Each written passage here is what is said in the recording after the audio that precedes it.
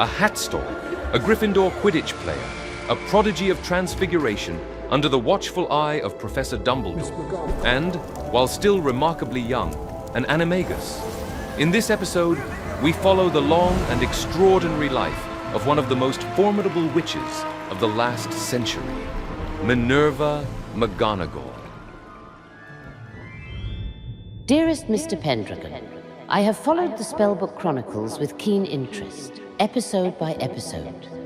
Despite your occasionally unorthodox adventures, it is reassuring to see that my lessons may have had some effect. I must, however, caution you. It would be highly advisable to refrain from dedicating any episode to me. With respect, Minerva McGonagall. Ah, Professor McGonagall, your flattery almost makes me blush. Greetings, my dear wizards, witches, muggles, and squibs. Today we shall speak of a woman who has shaped generations of witches and wizards, who has guarded the wisdom and justice of Hogwarts with both rigor and firmness, and who apparently can even put the sorting hat itself in serious difficulty. Professor, if I were truly to comply with your wishes, how could I ever call myself a fearless adventurer? A Ravenclaw by the narrowest margin, a Gryffindor through and through, and blessed with exceptional talent for transfiguration. Minerva McGonagall is undoubtedly one of the most remarkable witches of her generation. Yet, her life was not solely composed of magic and lessons, difficult choices, sacrifices, and a complicated love. A profound feeling that could have changed everything. Oh, so even the sternest of witches had a romantic heart. Who would have guessed? Are you ready to hear her story?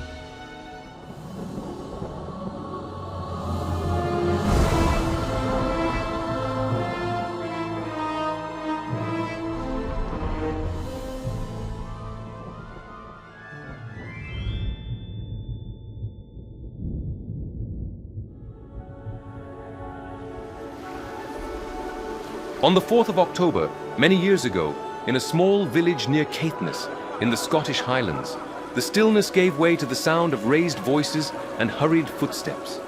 A child had been born. Her name was Minerva.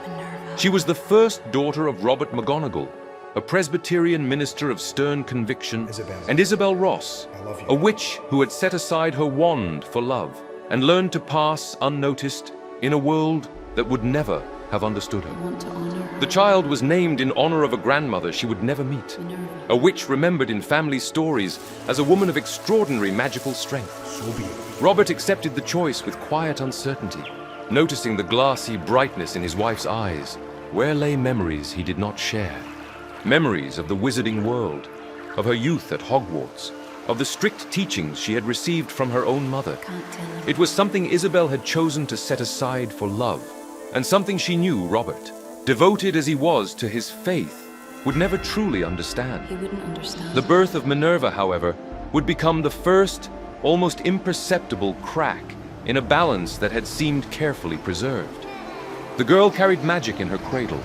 It stirred like an old, restless intelligence inside her.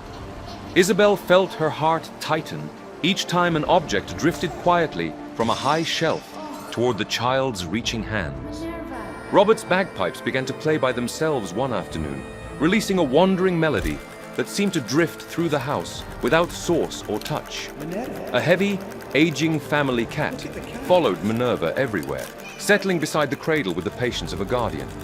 It purred whenever the child moved her fingers or spoke in the broken rhythm of infant sounds, as if it understood her better than any other creature could have done.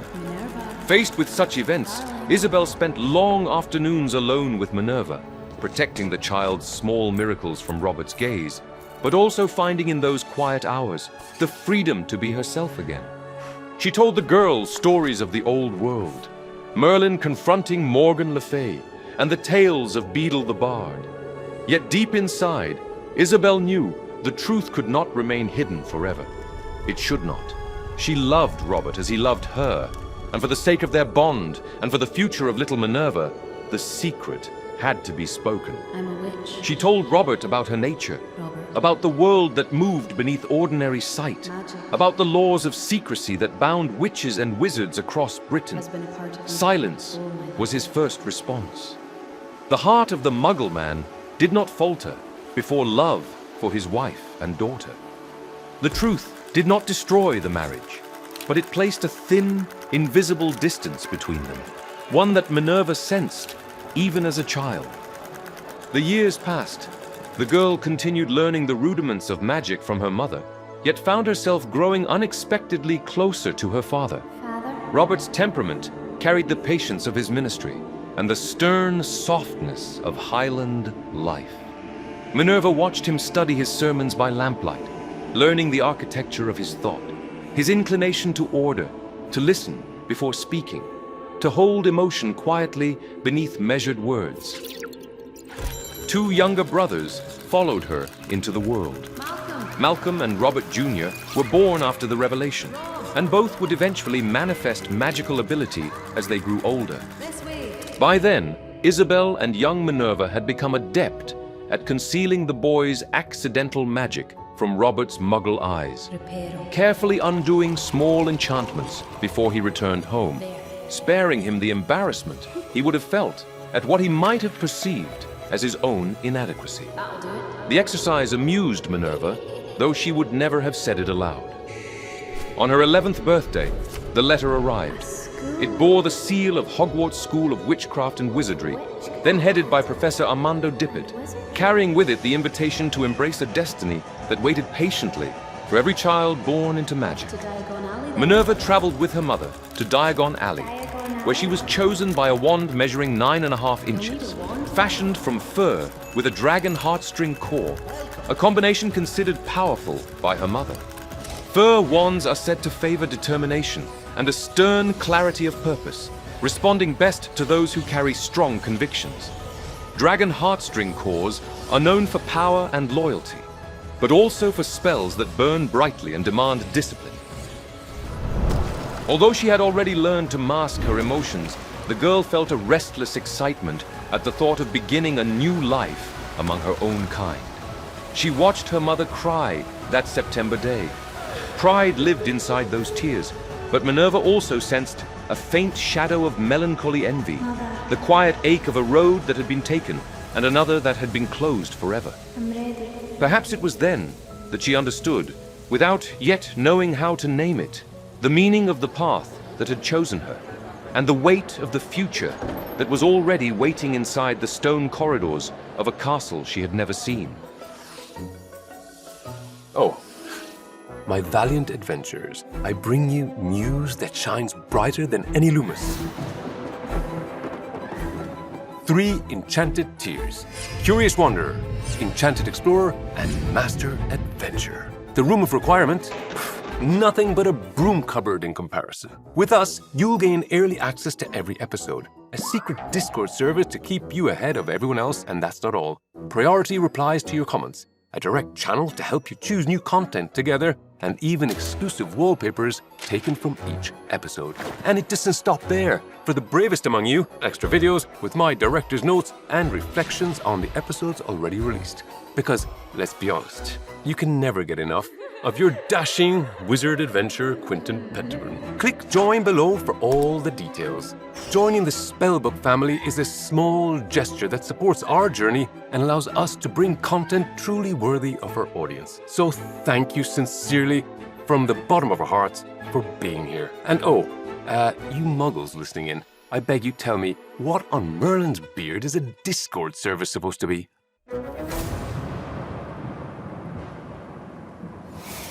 Of choices, cats, and love. On the evening of her arrival at Hogwarts School of Witchcraft and Wizardry, her heart lodged somewhere between awe and disbelief at such magnificence.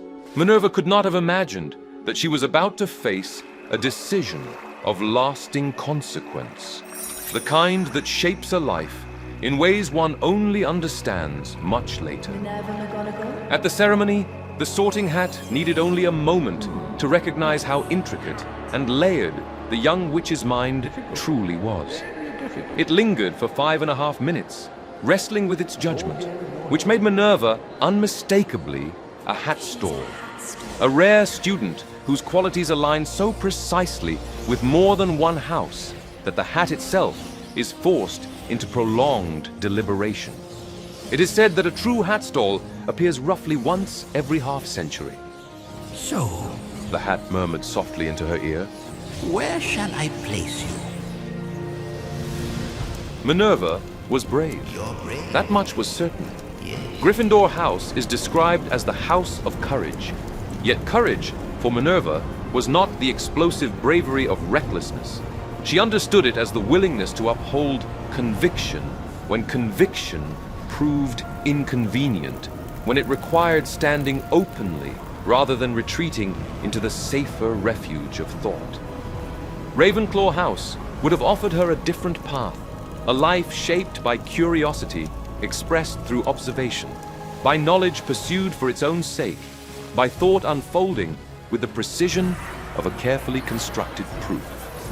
Minerva possessed those qualities, but she carried something more.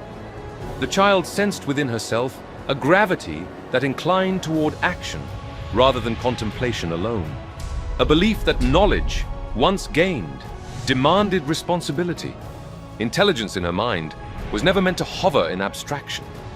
Perhaps it was the balance of a character forged from both her parents. Her father's solemn composure and reflective restraint, certainly. Yet also, though less visible in daylight, the fierce, impetuous fire of her mother, Isabel. In the end, Gryffindor was chosen, and the Great Hall erupted into thunderous applause. Many years later, some would notice echoes of the young Minerva in Hermione Granger, whose analytical brilliance was fueled by an uncompromising sense of justice.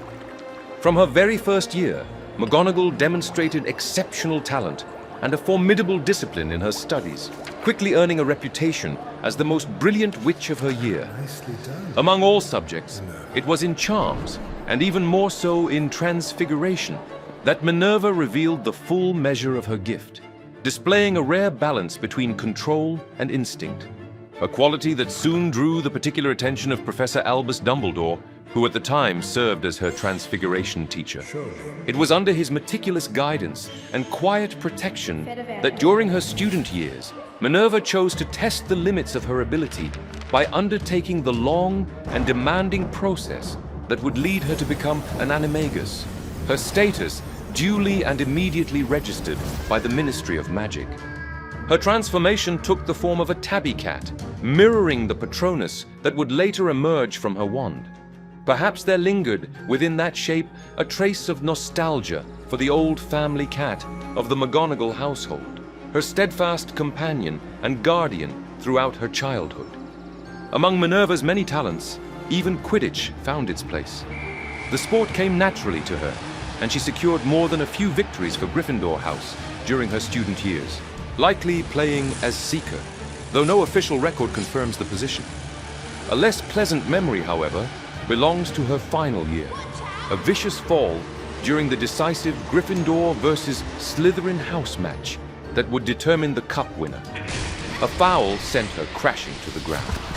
She suffered a concussion and several broken ribs, and carried from that day forward a quiet, enduring desire to see Slytherin defeated on the Quidditch pitch whenever fate allowed it. For a couple of years, her time at Hogwarts overlapped with that of the younger Pomona Sprout, a warm-hearted and spirited Hufflepuff to whom Minerva gifted a fanged geranium to ease her homesickness. Pomona named the plant Gerald, and in time it grew ever more lush and vigorous, flourishing alongside the friendship cultivated between the two witches, a bond that would endure well into their adult lives. By the end of her education, Minerva's record had become a subject of admiration among professors and students alike. She earned top marks in both ordinary wizarding levels and nastily exhausting wizarding tests, was appointed prefect, and later head girl, and received the Transfiguration Today Most Promising Newcomer Award. And now, as her brilliant years as a student drew to a close, what future awaited her? Even the perceptive Minerva had not yet found an answer to that question. What's next? Only a few days after leaving the ancient towers of Hogwarts behind her, Minerva was offered a position within the Ministry of Magic in the Department of Magical Law Enforcement, an appointment that spoke plainly of the esteem in which she was already held. And yet, in the quiet of her own heart, something resisted. She could not have named it, a hesitation without shape. Perhaps one last summer at home, among her family, her meadows and her mountains, was what she required before deciding the course of her future. So she returned to the broad, familiar skies of Caithness, where fate, with patient certainty, would place before her a choice both profound and irrevocable. It was on a pale morning in July, having gone to the Muggle market to purchase provisions, that she met Dougal MacGregor. He was the son of a local farmer, handsome in the simple way of men shaped by wind and soil, clever, with a quick, cutting humor capable of unsettling even her most disciplined composure. At the sound of his voice, Minerva felt a warmth unfurl within her, tinged with something almost sorrowful, as though it had been waiting for him long before they met. And there was something else, perhaps the faint impression that he sensed another side of her, another Minerva, a depth he would likely spend a lifetime trying and failing to define. They argued often about books, about faith, about the future of Scotland, and on one memorable afternoon, about whether apple, plum, or raspberry made the superior jam. Their disagreements carried a curious charge. The young witch, who had always worn her composure like armor, felt it loosening day by day. Those were happy weeks, among the happiest she would ever know. For the first and only time in her life, she yielded entirely to her feelings. When Dougal proposed, it was in a plowed field beneath an open sky, the earth still dark and fragrant at their feet. The gesture was simple, as was the question that left his lips, and the young McGonagall, her heart rising to her throat, gave an answer just as simple. Dougal. She accepted. Yes. Yet sleep did not visit her that night. The old cat, her childhood companion, watched her from the foot of the bed with wide, unblinking eyes, as though awaiting a revelation from its mistress, one she herself had yet to grasp. Perhaps Dougal's question had not been as simple as it first appeared. If so, neither could her answer be. With painful clarity, Minerva understood what marriage to a Muggle ignorant of her true nature would demand. A wand hidden away in drawers, a life divided cleanly down the center. She had watched her mother live that choice every day of her life. Isabel's love for Robert had been real. The cost of pretending to be something she was not had been equally real. Before dawn, Minerva made her decision. She could offer Dougal no explanation that would satisfy him. To speak the truth would have violated the international statute of secrecy that governed her world, jeopardizing the very ministry position for which she was now sacrificing everything.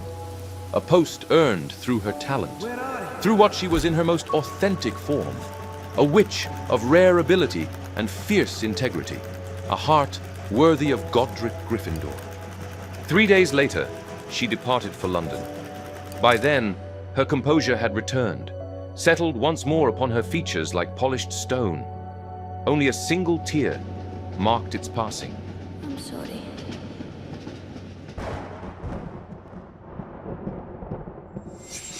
Of London, lessons, and tea. Sonorous.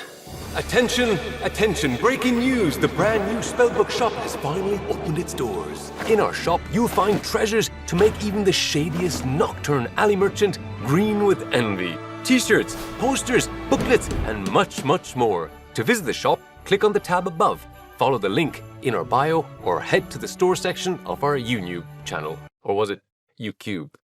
YouTube.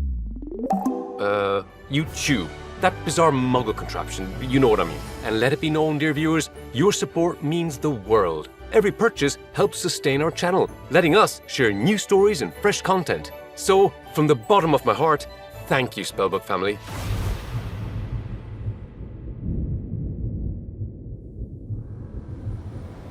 The month she spent in London carried the weight of a city that never quite slept.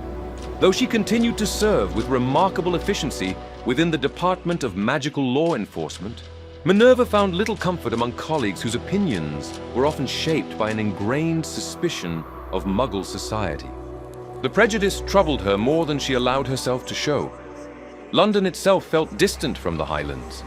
The air seemed heavier, pressed down by stone and human noise, rather than the wind moving freely across open hills. Her direct superior during this period was Elphinstone Urquhart, an older wizard whose temperament was measured and courteous. Urquhart respected her ability, and over time developed a quiet fondness for the young witch, whose seriousness masked a sharp and unexpectedly dry sense of humor. After 2 years of service, a promotion was offered. It was a position many young witches and wizards would have considered the culmination of their ambition. The opportunity carried prestige, influence, and a path deeper into the administrative heart of magical Britain. But Minerva declined. Deep in her heart, she knew that Scotland, her home, missed her more than she had ever expected. An owl arrived with the reply only a few hours after she sent her hopeful request. A teaching position at Hogwarts School of Witchcraft and Wizardry, where the head of the Transfiguration department, Albus Dumbledore, would take her on as his assistant. Minerva ruled her classroom with a stern patience that students quickly learned was not to be tested lightly. She believed knowledge demanded structure, and that magical talent without intellectual rigor was a dangerous and unstable thing. During these early years as a teacher, a letter arrived from her mother, Isabel. In the middle of recounting some village news, she mentioned almost casually that Dougal MacGregor had married the daughter of another farmer. That evening, Professor Dumbledore found her alone in the Transfiguration classroom, sitting in the darkness, where only the faint glow of the moon touched the wooden desks. The pain in her heart was too deep to spill easily into tears. But Albus understood. She needed to speak to someone about her story, without embellishment, and he did the same in return, sharing the grief of his own love and the weight of guilt carried toward his family. The sorrow of the confidences exchanged that night became the foundation of a friendship that would endure across decades, shaping both of them in ways neither would later attempt to measure. Over time, although it never disappeared completely, the weight in Minerva's heart gradually softened, helped in part by her love for Hogwarts School of Witchcraft and Wizardry, and for teaching. During those years, her old superior at the ministry, Elphinstone Urquhart, who had grown fond of her, wrote to her regularly and visited Scotland from time to time. Minerva would never have imagined that Elphinstone's intentions were more serious than simple friendship. The wizard proposed marriage to her during a quiet afternoon at Madame Puddifoot's tea shop, and many proposals followed after that. Minerva declined each time, and yet their correspondence continued. There was goodness in Elphinstone, a simplicity and kindness that seemed increasingly rare. Perhaps with the passing of years, the witch came to understand that good companionship and mutual trust are gifts large enough to set aside the memory of an old love without erasing it. Finally, during a walk beside the shores of the Great Lake at Hogwarts School of Witchcraft and Wizardry, Minerva accepted Elphinstone's proposal. Together, they purchased a small cottage in Hogsmeade. When she was not teaching, she lived there, surrounded by the slow rhythm of village life and the distant sound of students laughing across the castle grounds, visible from certain high windows. Sadly, their marriage lasted only 3 years. Elphinstone Urquhart died after an accidental encounter with a venomous tentacula, a plant whose bite carries lethal venom even for experienced wizards. The loss struck Minerva once more, but this time it was different. This time she knew she had lived those years fully beside Elphinstone, feeling only profound gratitude for what had been, and carrying the memory forward without regret. Meanwhile, her academic career continued to rise. Following the appointment of Headmaster Albus Dumbledore, Minerva became head of the Transfiguration department, devoting herself entirely to teaching. Her classes were famously demanding. Students were pushed to explore the limits of their ability through rigorous study, under lessons that required precision, discipline, and an uncompromising respect for the subtle logic of transformation magic. In time, she would be appointed deputy headmistress of the school. Yet the title she carried closest to her heart was that of Head of Gryffindor House, perhaps the role she fulfilled with the deepest sense of pride.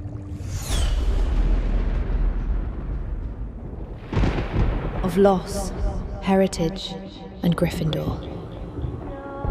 But even within the walls of Hogwarts School of Witchcraft and Wizardry, the day eventually came when the noise of war could no longer remain outside. Despite the chaos and destruction brought by Lord Voldemort and his followers, Minerva continued teaching at Hogwarts, carrying the war quietly within a life that, on the surface, still revolved around lectures, the correction of homework, and the patient discipline of young minds. Although her admiration for the Order of the Phoenix was undeniable, even if at the time it was considered by many authorities to be politically reckless, and although Albus Dumbledore would have welcomed her into the group without hesitation, the witch felt she had to fight the war in her own way. She would do her part, but not on the front line. Unbeknownst to her students, she spent many nights wandering the corridors of the wizarding world in her Animagus form, a tabby cat moving silently through the darkest shadows, gathering fragments of information and observing the movements of Death Eaters. What she learned was carried only to those she trusted, among them her brother Robert McGonagall Jr., who did not hesitate to openly stand against the Dark Lord. That choice would ultimately cost him his life. The same fate befell her first love, Dougal McGregor, who was murdered alongside his family in a random anti-Muggle attack carried out by Voldemort's supporters. For a long time, she wondered whether history might have unfolded differently had she accepted his proposal all those years earlier. Whether love, once abandoned, carries a strange and irreversible kind of mathematics, where every lost possibility continues to exist somewhere beyond the reach of decision. But war does not allow the luxury of rewriting the past. Even in that endless slaughter, none of those she had once counted among her most promising and beloved students were spared. James Potter and Lily Evans had both fallen after years of courageous struggle. But their son, little Harry, survived. It was he who brought the war to its end. With the return of peace to the wizarding world, as Vice Headmistress beside Albus Dumbledore, Minerva McGonagall devoted herself to restoring what war had taken from the students. The headmaster's plans were often intricate, unfolding like a labyrinth of intentions, only partially visible to her, though she trusted the moral direction that guided them. Years later, when the young Harry Potter walked the corridors of Hogwarts School of Witchcraft and Wizardry, Minerva found herself watching him with a careful, almost unconscious attention. He reminded her of his father, James Potter, the sharpness of James' defiance, the restless energy that seemed ready to turn any classroom into a battlefield if given the chance. She tried not to let the resemblance influence her judgment, yet she could not deny the instinct to keep the boy close, to protect him with a discretion not typically associated with Gryffindor courage. Though it was certainly not absent in Minerva, it was she who suggested him as a seeker to Oliver Wood, believing that the boy carried both the reflexes and the courage required for the sport, just as James had before him, just as she had before James. When darkness was poised to return 5 years later, with the death of Albus Dumbledore and the final rise of Lord Voldemort, every certainty seemed to falter. But not Minerva's determination, and she chose to remain at Hogwarts, long since the only place she truly considered home. The castle needed her as much as the students did. While Severus Snape was appointed headmaster and the Carrow siblings, Death Eaters, were granted authority over school discipline, Minerva worked in secret to protect the children as best she could, ensuring the survival of the student resistance, known as Dumbledore's Army. Professor. During the Battle of Hogwarts, her deeds were essential to the protection of the castle. Her magic revealed the full depth of what decades of discipline had forged. Spells answered her with the precision of a language she had studied all her life, showing the full courage of a Gryffindor while pouring into the enemy the weight of a lifetime's repressed sorrow.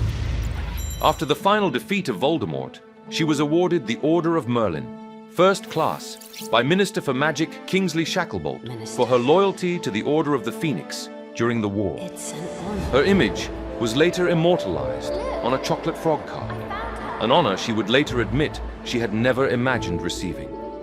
4 months after the battle, once the castle had been repaired and the protective enchantments restored, Minerva was appointed Headmistress of Hogwarts School of Witchcraft and Wizardry, and, after a private conversation with Harry Potter, Minerva made the controversial decision to place Severus Snape's portrait in her office gallery, recognizing the complicated truth of his allegiance during the war.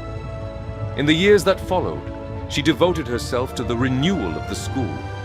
New professors were hired to replace those lost in battle.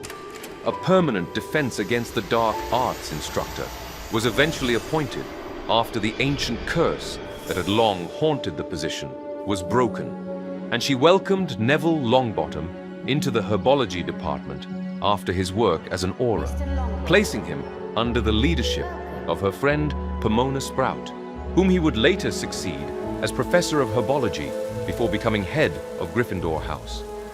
As the years moved forward, the castle's corridors grew older with her. Minerva continued teaching Transfiguration for many years while serving as headmistress, eventually retiring from the classroom only in the later decades of her life. In the evenings, before sleep would claim her, she often found her thoughts returning to her old cat, imagining once more the quiet conversations they had shared in younger days. Are you content with the years you have lived, with the choices you have made? The cat would ask. The question of what it truly meant to be a Gryffindor lingered quietly beneath the surface of her thoughts. The house had never been defined for her by the noise of battle or the celebration of victory alone. Courage, as she had come to understand it, was closer to a patient refusal to surrender one's moral ground when the world grew uncertain. It was the discipline of standing firm when fear spoke softly, persistently, inside the mind. The legacy of Godric Gryffindor lived inside that definition, present in every important choice of her life, from the sorting ceremony to the renunciation of the love of her life in order to remain faithful to herself. For Minerva, being a Gryffindor meant understanding that true courage is the willingness to choose what one knows to be right, especially when that choice is the most difficult one. But to understand Minerva McGonagall in her deepest essence, one must first understand the man whose ideals shaped the house to which she belonged, Godric Gryffindor. In that sense, this episode stands as a tribute not only to one of the brightest witches of her time, but also to the values of Gryffindor House and to the legacy of the man who first defined them.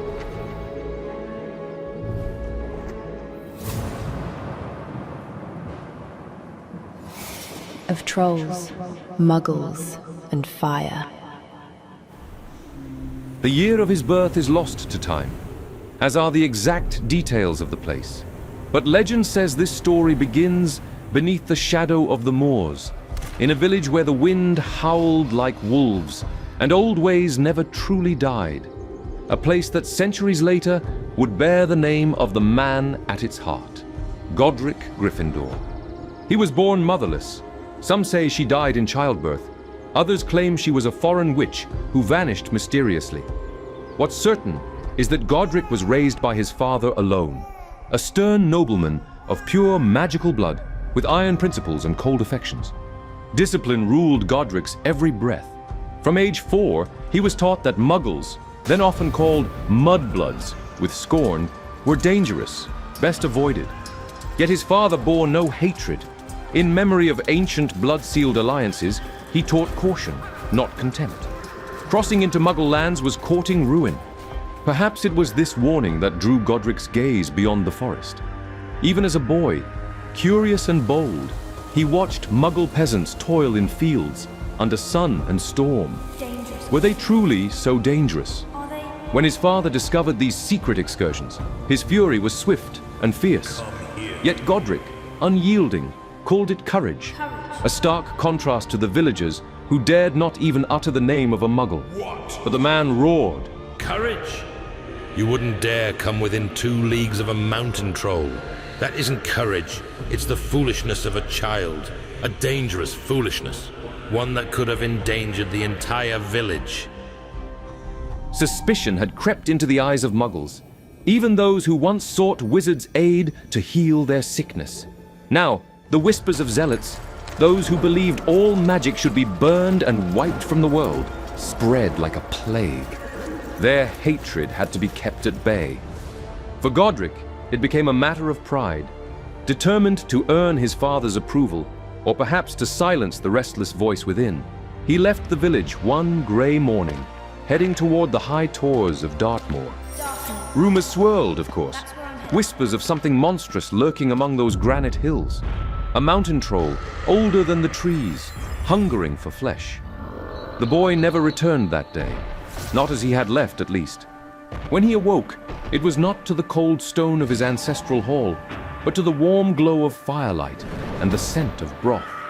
A thatched hut, rough walls, a hand pressed gently to his brow. There you are. And then, a voice. Who are you? She was no older than he was. Tangled hair, dirt-smudged cheeks, eyes far too wise for her years. Ellen, daughter of Muggle healers. She had found him broken and bleeding and dragged him home. Her parents were away. She had tended to him alone. Godric sensed it. She knew what he was. Yet she showed no fear, no wand, no spells, no magic. And yet, she saved him. In that quiet world, Godric saw no weakness, only strength unspoken. Muggles lived without magic, without protection, and still they endured. They bled, they wept, they buried their dead.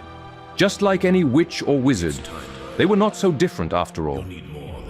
The years passed. At home, his father began to respect him more, training him in the hardest offensive spells and the best defenses against dark curses. Meanwhile, Ellen taught him the quiet wisdom of the Muggle world. Godric spoke of the weight of his name, the burden of the Gryffindor legacy.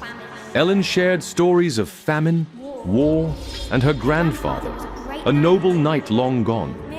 Enchanted, Godric begged to train with the knight's rusted sword.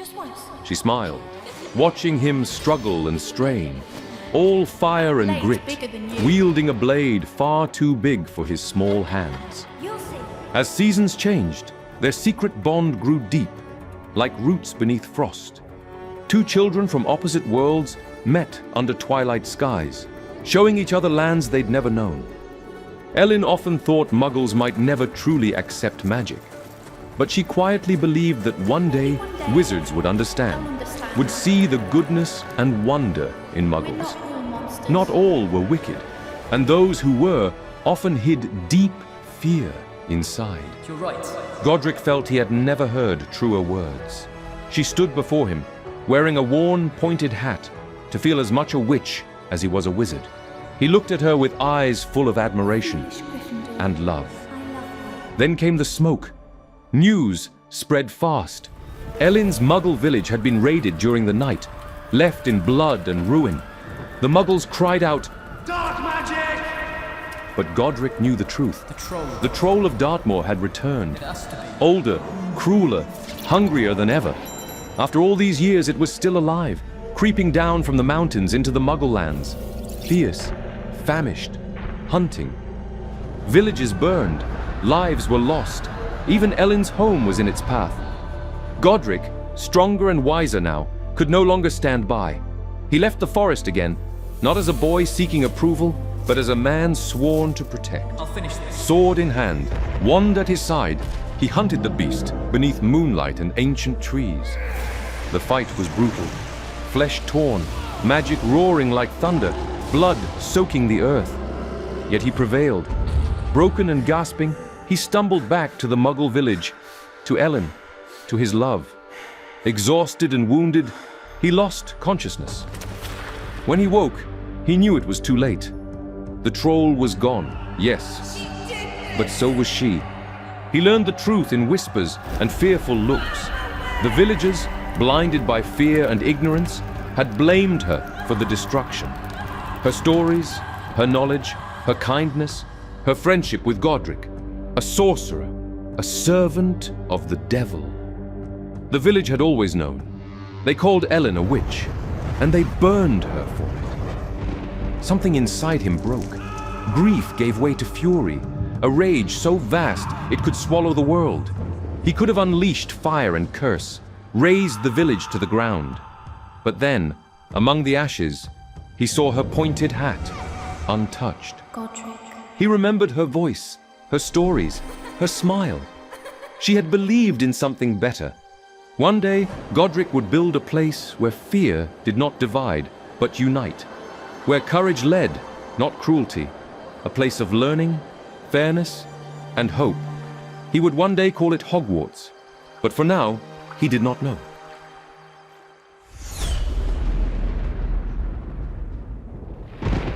Of steel, goblins, and friends. Before titles, before taverns and war camps whispered his name, Godric was just a boy with a promise. A vow forged in grief, tempered by longing. The night he left his village, the sky wept with him. Godric! His father's angry voice echoed behind, but Godric didn't look back. He stepped alone into the world, armed with youth, pain, and a fierce need to grow strong. Strong enough to change the world. Strong enough to protect what he once failed to save. For years, he roamed the war-torn lands of Britain, wand ever ready. He fought for kings, for lords, for courts of magic, not for gold, or so he told himself. But beneath it all burned fury, an unspoken rage he mistook for purpose. A wizard without a banner, a soldier without cause. Each battle pulled him closer to legend, but never to peace. Until one day he faced a muggle, a knight armed with only a sword. Something stirred inside him, a tremor reaching back through time. Back to the boy swinging that rusted blade with all his might. Back to Ellen. Back to honor. He knew using magic here would not be a duel, but slaughter. Dishonorable, just as his father once taught. Where had he lost his way? Lost sight of his vow and Ellen's dream. He needed to remember who he was, and to do that, he would need a sword. So he journeyed to a realm few dared enter, the underground realm of Ragnuk I, High King of the Goblins, master of enchanted steel. Over the years, Godric had fought alongside goblin warriors, protected them from dark magic, hunted beasts in their name, carried scars in silence, never breaking faith. He asked for nothing in return, no gold, no land, no title, just one thing. A sword, he said, standing before the forge-lit throne. forged by your hand. One that answers only to courage. Ragnuk didn't laugh, didn't question. He simply nodded, not from fondness, but from something older than any pact, respect. Among goblins, honor may tarnish, but never rusts. What rose from the fire was no ordinary blade. Forged of goblin silver, tempered in dragon's blood, enchanted beneath moonfire, it breathed. It sang when drawn, rang true through lies, and could not be touched by cowards. But beauty has a price. In goblin lore, every blade forged by their kind belongs to them, no matter gift or sale. Though Ragnuk honored the pact, his court seethed with wounded pride. Even the most honorable goblins can falter at the glint of metal. Old grudges and greed resurfaced. Beneath a starless sky, they came for him. A host of goblin warriors, clad in iron and fury, descended on the hills. What followed became legend. Lightning burst from Godric's wand. Flames danced from his blade.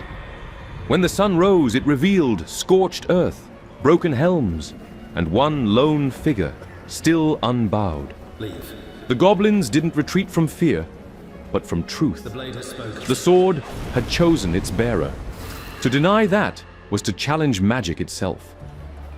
During those years, the young Godric Gryffindor met two witches, Rowena Ravenclaw and Helga Hufflepuff, and later, the powerful wizard Salazar Slytherin. Sorcerer. They all shared one desire above all, to change the wizarding world. This way.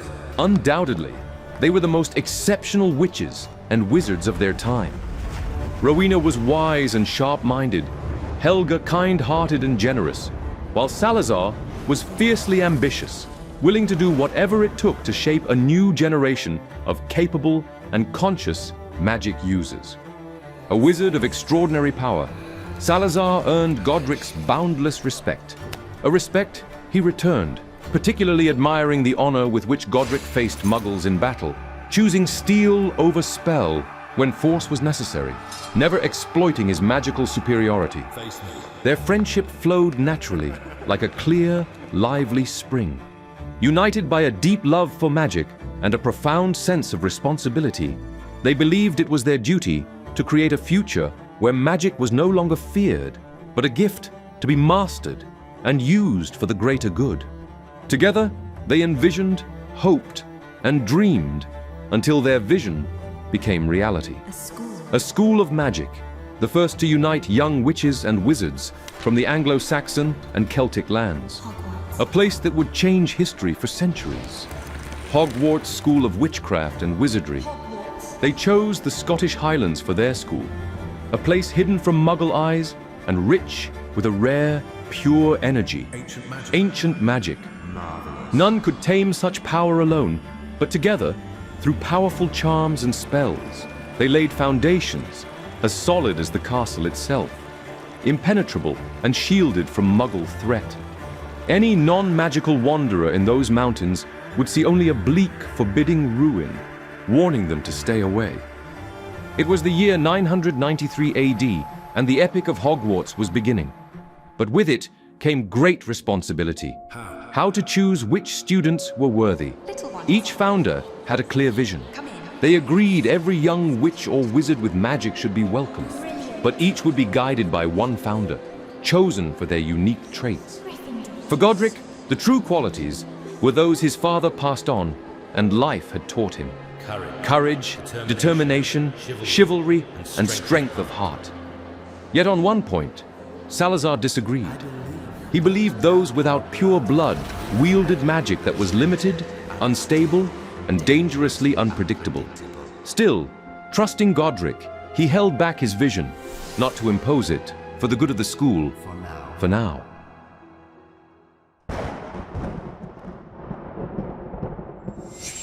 Of hats, blood, and duty. In its early years, Hogwarts thrived, its fame growing across Europe.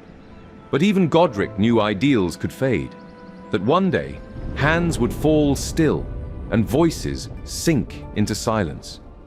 Who? Asked Rowena, her gaze distant. Who will choose when we are gone? Godric had no answer, but in his hand, he still held something precious, something worn and brown and lovingly made. Ellen's hat. He had kept it through war and winter, through triumph and despair, not as a relic, It's Ellen's. but as a promise. Is it? And so the four founders gathered. In solemn unity, they each poured into that humble cap a fragment of themselves. Thoughts, desires, secrets, slivers of soul. The hat twisted, shifted, awoke. From thread and memory it became a mind. The sorting hat. No longer merely an object, but a legacy. One that would speak when they no longer could.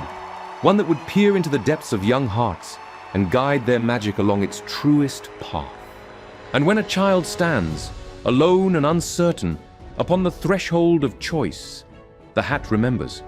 And if that child is brave, not unafraid, but bold despite the fear, then from the depths of flame and shadow, the sword of Godric Gryffindor itself, its goblin-wrought silver blade, still thrumming with ancient enchantments, may stir, for it remembers too.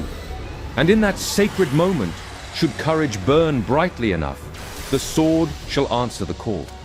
It will emerge, gleaming and resolute, to aid one whose heart beats with the same fire as its first master. But time is no friend to harmony when shadows settle in the heart. Godric saw it, subtle at first, then clear. The quiet disdain in Salazar's eyes as a Muggle-born girl mastered charms with ease. The tightened jaw when a half-blood boy bested purebloods in dueling. Brilliant. The cold silence whenever Helga spoke of compassion or Rowena praised brilliance wherever it bloomed. Where Salazar once debated, now he warned. Where he once challenged, now he judged. Godric faced these signs head on, as always, with fire. Then came the day they let Salazar speak. Godric said nothing at first. He listened. He owed him that. But with every word, the fire in Godric's chest grew. He had hoped, even then, to find something salvageable. A thread of the friend he once laughed with, built with, bled beside. But the duel came sudden, inevitable, not between two men, but two worlds. Stone shattered. Time slowed. The ceiling cracked with thunder not heard since the founding.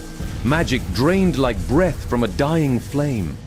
Both stood still, scorched and spent, blood on their lips, eyes hollowed by betrayal and grief. No victor, only silence. Salazar rose and finally left. But before crossing the threshold, he looked back, just once.